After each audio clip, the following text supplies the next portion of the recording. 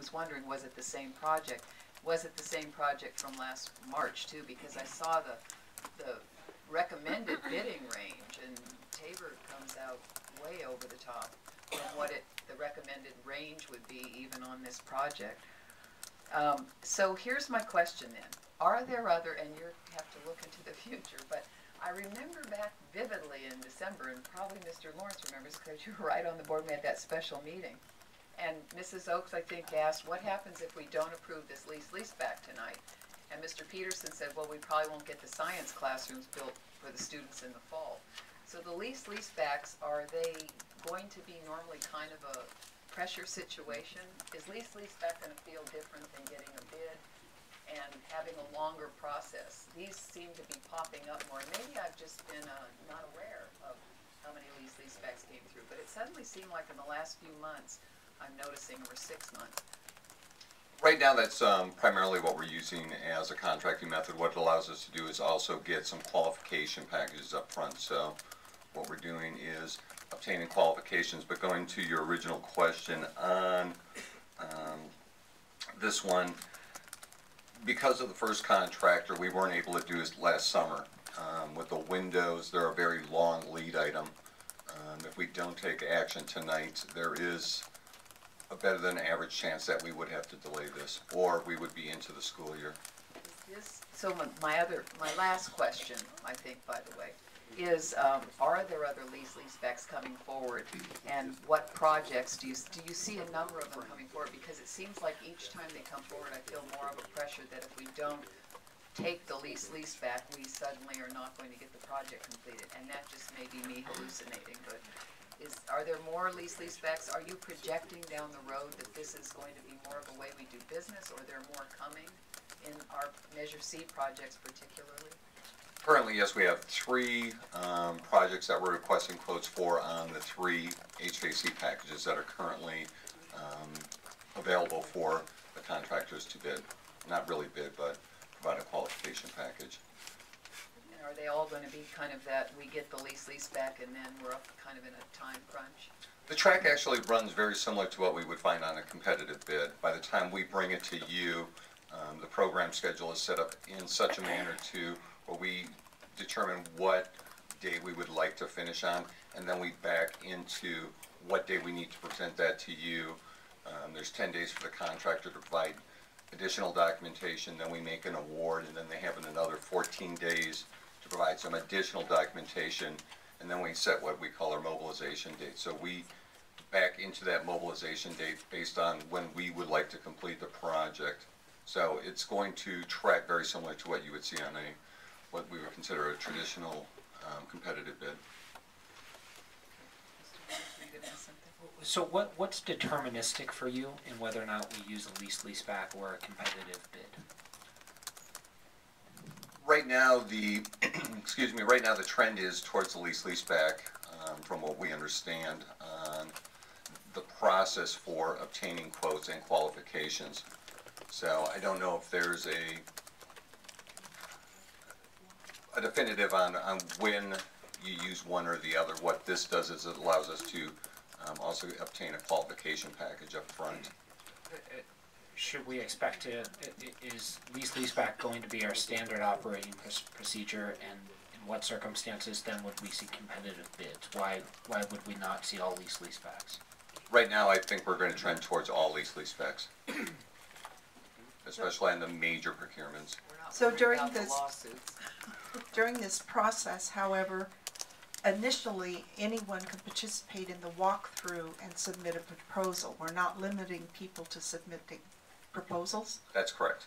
So you could have 50 people submitting proposals, and then you might select 3 and work with those 3, or of that 50 that come for the walkthrough, maybe only 3 submit proposals and you select 1. Correct, and we would take the qualifications. First thing we would do is we would review the qualifications that are submitted. If they're qualified, if they meet the minimum qualifications, then we would look at the proposal provided.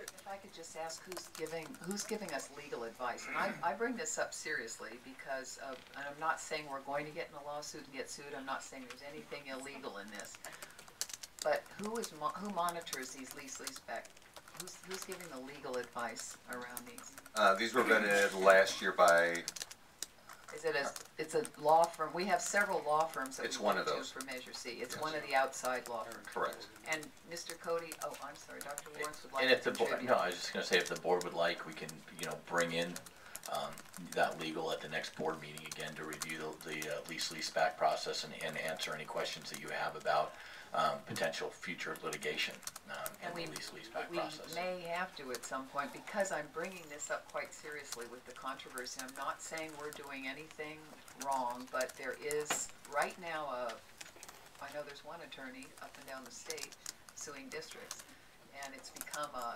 hot topic. So, on this particular project, you're confident that what we've done is really proceeded well. I trust you absolutely, by the way, this has nothing to do with that.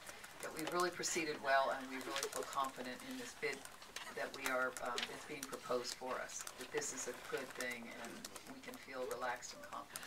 Yeah, based on the number that we have from North State, it's consistent with what we anticipated the cost to be.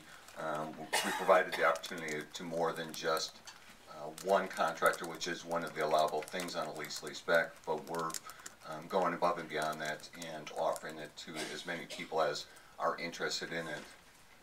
Okay, thank you, Mr. Cody. Is there any final comment or question, and otherwise we'll go to the vote? I guess my comment would be that I think this has come up twice, and so it might be a good idea to bring that law firm in so we can ask the questions, because I get a sense that you aren't totally comfortable, and you might, it might be better to just ask the questions, and so you can feel more confident that what's happening in other parts of the state is different than what we're doing here. Well, we have Mr. Cody, he's not gonna put us at jeopardy, but yes, that's, the reason I bring this up twice now in December and now is because it has escalated.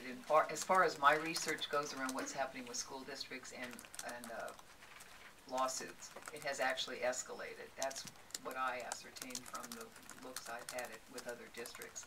And it's not that they're all rampantly being sued, but we can consider that and see if we want on March 11th to do something like that or sometime in the near future. So I'll consider that, and if the rest of the board's interested in that, then certainly we could. Did we receive a legal opinion on that previously? No, and that's why I'm asking who's really bringing this legal advice in, because somebody has to be helping determine that this is the best way to go. And again, I'm not at all wanting to raise the anxiety here that we're doing some awful thing here. It's just that when a process goes under scrutiny in the state, it's good if we're sure that we've really thought it through. Okay? Just a final thought is that, as Ms. Hanson pointed out, we saw a pretty big discrepancy of 36 and then like 95% in the bids, and I think that's instructive when we look at even small amounts, like we had come up at our last meeting of a handball wall for $6,000. But I think that I'd like to see us in every instance possible receive multiple bids, because I think they can fluctuate wildly, and I think that's, even for small amounts, important for us to do. And that's our intent. We'll continue to solicit more than one. Okay, thank you, Mr. Cody. I appreciate your coming up. So at this point, we'll move to a vote, and the motion, Madam Clerk, was? Since I talked for a long time. Ms. Mayo moved. Sorry.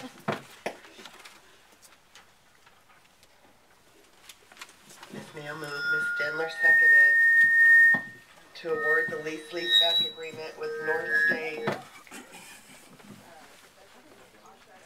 granted for the construction of window replacement at College Park High School as presented. Thank you. Sorry to put you through that. So we'll take a vote now.